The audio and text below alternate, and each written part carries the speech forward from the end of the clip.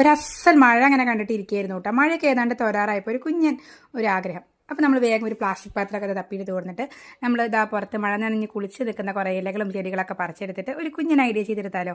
അപ്പോൾ കുട്ടികൾക്ക് എന്തായാലും ഇഷ്ടമായിരിക്കും. കാരണം മഴയത്ത് കളിക്കാനും വെള്ളം വെച്ചിട്ടുള്ള കാര്യങ്ങൾ ചെയ്യാനൊക്കെ അവർക്ക് ഒരുപോലെ നല്ല ഇഷ്ടമാണല്ലേ. അപ്പോൾ നമ്മളിത് അതുപോലെ നമുക്ക് ഇഷ്ടപ്പെട്ട കുറേ ഫ്ലവേഴ്സൊക്കെ പറക്കിയെടുത്തിട്ടുണ്ട്. അതുപോലെ ഒരു ചെറിയ ഒരു പ്ലാസ്റ്റിക് പാത്രത്തിലാണ് കേട്ടോ നമ്മൾ ഈ വെള്ളം നിറച്ച് കൊടുത്തത്. അങ്ങനെ ഈ ബൗളിലേക്ക് ഓരോ ലെയറായിട്ട് നമ്മൾ ഈ ഫ്ലവേഴ്സിനൊക്കെ ജസ്റ്റ് ഒന്ന് പ്ലേസ് ചെയ്ത് കൊടുക്കേണ്ടത്. നിങ്ങൾക്ക് ഇഷ്ടപ്പെട്ട കല്ലുകളോ വേറെ എന്ത് വെച്ചിട്ട് നമുക്ക് ഇതുപോലെ ചെയ്തെടുക്കാം. അത് കഴിഞ്ഞിട്ട് നമ്മൾ ഇതിനൊന്ന് ഒരു ലെയറാക്കിയിട്ട് ഒന്ന് ഫ്രീസ് ചെയ്തെടുക്കുന്നുണ്ട്.